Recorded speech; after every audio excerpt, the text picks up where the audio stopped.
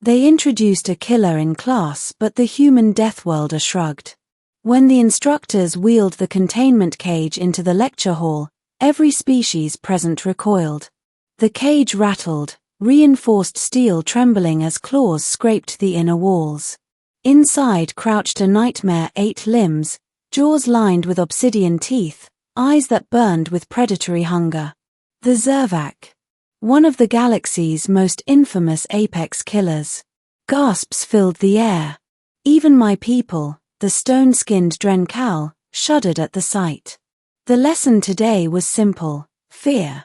Cadets, Instructor Vero began, his voice low and sharp. This creature has ended the lives of dozens of trained soldiers. Its venom liquefies organs in minutes. It hunts not only for sustenance, but for sport. Study it well. Know the danger. We studied. We trembled. We whispered. All except the human.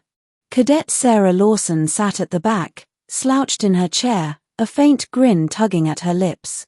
She didn't even flinch when the Zervac hurled itself against the bars, the cage groaning under the impact. I couldn't believe it. My mandibles clicked in disbelief. Was she mad? The galaxy had already learned that humans were unusual. Coming from their so-called Deathworld, they were hardy, reckless, and prone to violence. But no one, not even the most warlike species, stayed calm in the presence of a Zervac. Cadet Lawson, Instructor Vero said, clearly irked by her indifference. Do you find this exercise amusing? She shrugged. Not really. Just familiar. The hall went silent. Familiar? You claim you have seen such a beast before, the instructor pressed. Not this exact one, she replied, leaning forward, elbows on her knees. But Earth's got things like it. Big cats, crocodiles, bears. Hell, even house cats can be mean little killers when they want to be. Same look in the eyes. Several cadets hissed in disbelief. House cats. The instructor's brow furrowed. You mean to say creatures of comparable lethality walk freely on your world? Sarah laughed. Walk. Swim, fly, dig, you name it. Earth's got predators in every shape and size. If it's got teeth, claws, venom, or raw muscle, chances are we've got something like it, or worse. The cadets around me buzzed with horrified murmurs. Even the cage seemed to tremble more violently, the Zervac agitated by the voices. But Sarah just leaned back again, utterly unbothered. The instructor changed tactics. Very well. If you are so familiar with such monsters, perhaps you can tell us how you would survive an encounter with this one. A hush fell. No one expected her to answer seriously. Sarah tilted her head, studying the predator. Depends on the situation. If I've got a weapon, I'd go for the eyes or throat. If not, probably climb something, or use terrain. Keep it guessing, keep it tired. Predators don't like wasting energy. If it doesn't think it can win, it'll give up. Incorrect, Vero snapped. The Zervac pursues relentlessly until its prey is dead. Sarah smirked. Then you don't understand predators as well as you think. The hall erupted in scandalized whispers. No one contradicted an instructor. No one. But Sarah only continued, voice calm, matter-of-fact. On Earth, almost everything can kill you. Snakes, spiders, birds, plants, even the weather. But everything plays by certain rules. Predators need energy. If you show them you're not worth the chase, or you're dangerous yourself, they'll think twice. Some you fight. Some you run from. Some you just stare down until they back off. The Zervac slammed the bars again, shrieking. Several cadets covered their ears. Sarah didn't blink. After class, the cadets swarmed around her. Was that bravado? One hissed. Or are you truly unafraid? She shrugged again. Fear's natural. But panic. That'll kill you faster than any set of teeth.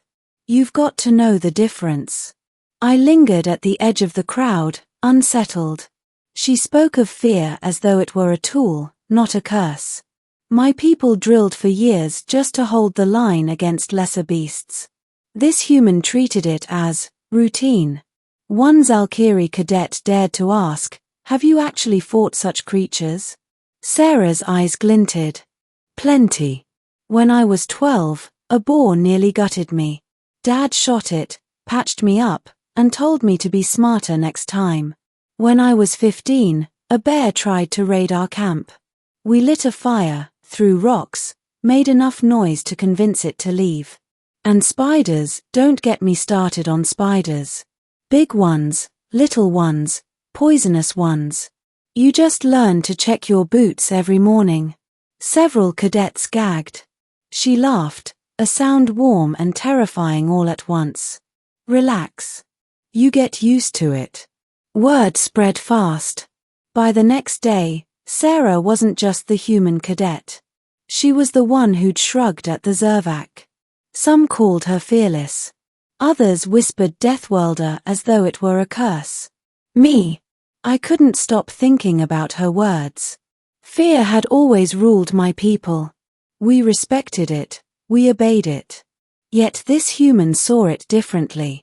She had grown up in it, molded by it, and instead of breaking her, it had forged her into something stronger.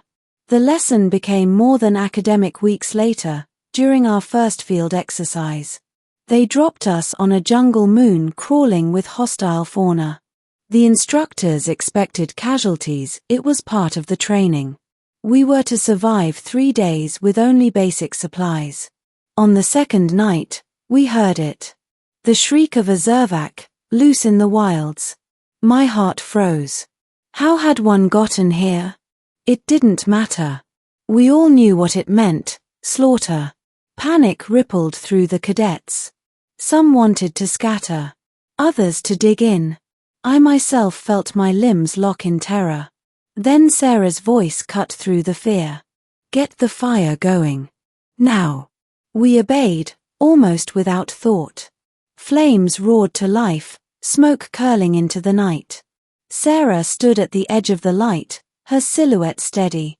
The Zervac emerged from the shadows, eyes glowing, fangs bared. I trembled. The cadets whimpered. Sarah stepped forward. She didn't run.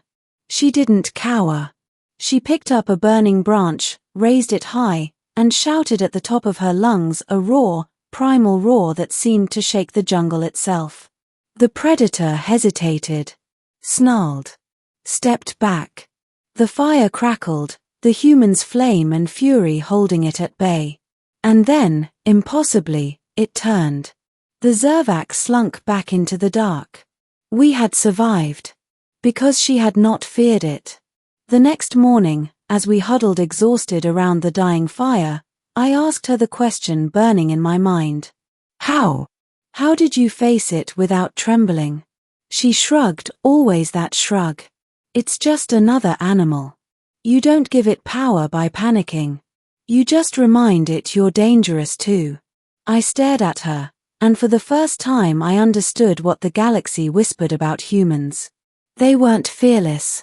They simply carried their fear differently, turned it into fire, into defiance, into survival. The Zervac was a killer, but the human was something far worse.